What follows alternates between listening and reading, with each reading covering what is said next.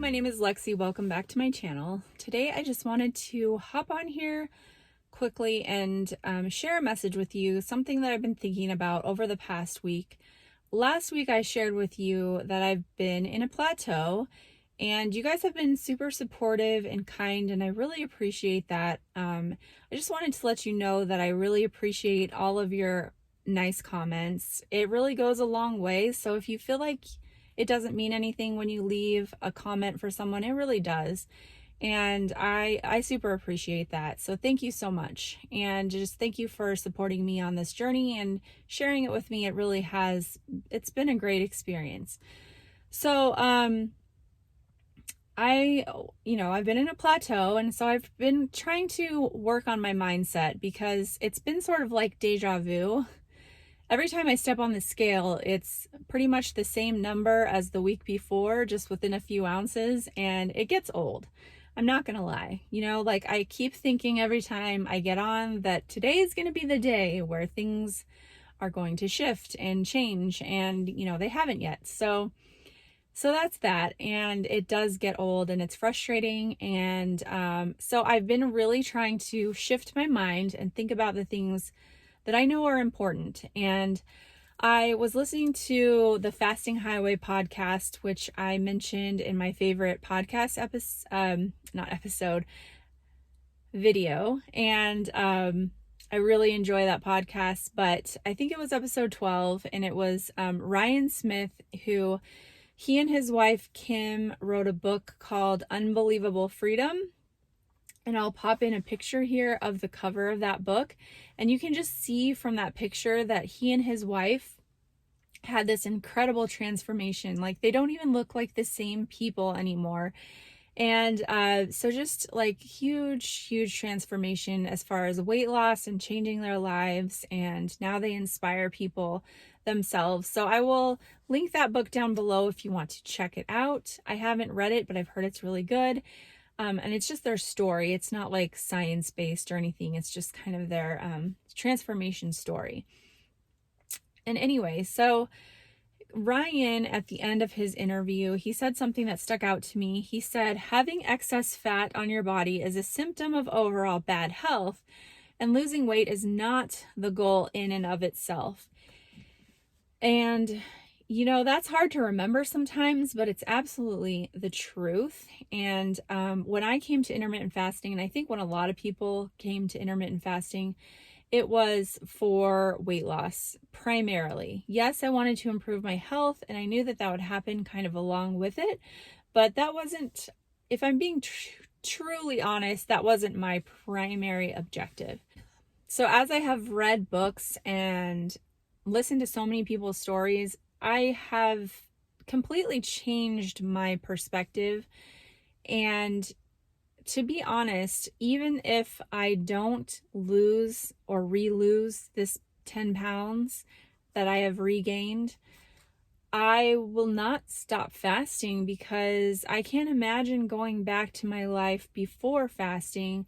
And also just knowing the science behind all of it and what's going on in our bodies, and just the cell cleanup, and all of the great processes that we activate when we fast. I can't imagine giving up on those things just because the scale says I haven't lost weight. And that's kind of the story that I've heard over and over through the podcasts and the Facebook groups that I'm in and Instagram, is just that life after fasting is so much better than life before fasting, regardless of the weight. And so that's how I feel now. And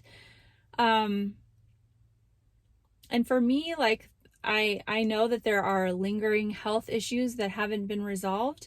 I don't talk about all of them on this channel because they're still really, I'm still in the middle of them. As I work through some things and gain a more broader perspective, I might share more of that. But suffice to say that I do have things that I still need to work on. And I'm sure that has something to do with the regain and not letting go of that weight. So it's just gonna take however long it takes, and I'm gonna keep trying to, work on my whole health as a whole and not just focusing on that number. And yes, I'm going to be doing some tweaking here and there just to see if I can break this plateau, but also for the purpose of improving my health and seeing if those things are going to help me as a whole, if that makes sense.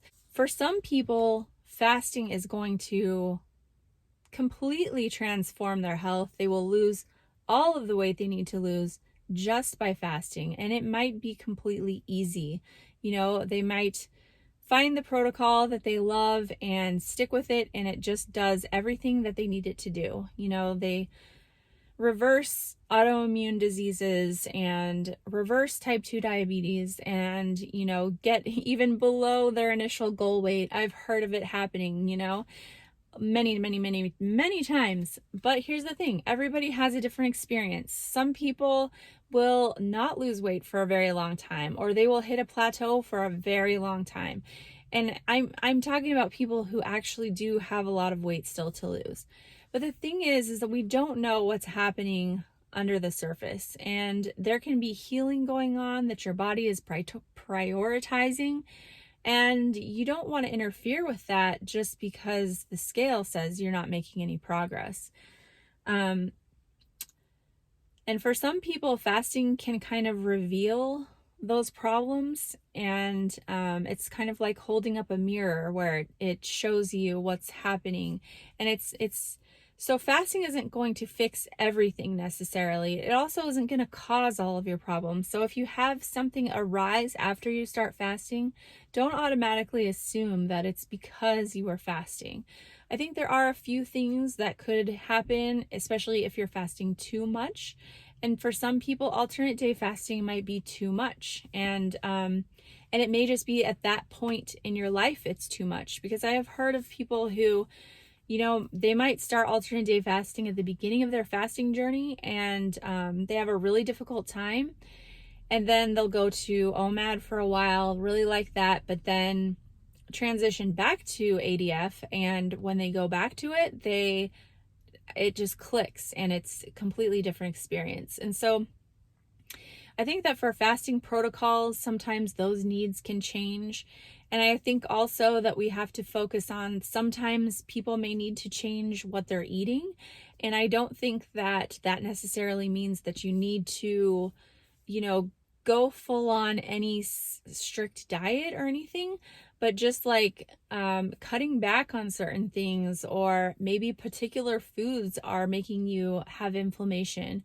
And so sometimes it really takes troubleshooting and experimentation. We are our own experiment of one. We have to find out what works best for our body, find out what our body needs right now, and how to support that, and not compare ourselves to what works best for this person, and what foods work best for this person, what fasting protocol works best for this person.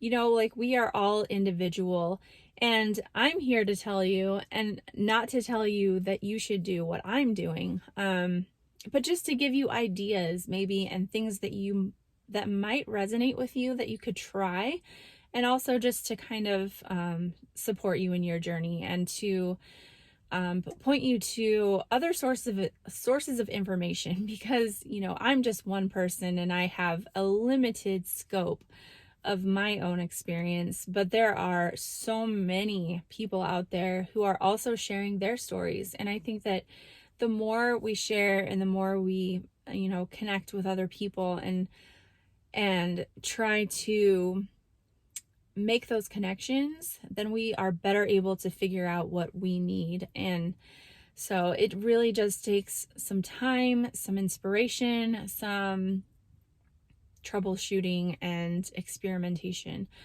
So I just wanted to share that with you. I hope you're doing well. If you're also in a plateau, I hope it doesn't last too long, but I also just hope that you can appreciate the other non-scale victories that you have in your life. And I just hope that you have overall better health and can appreciate that blessing. So I will talk to you guys next week. Thank you so much for watching, and as always for supporting me and being so kind. And I will see you next time. Thanks. Bye-bye.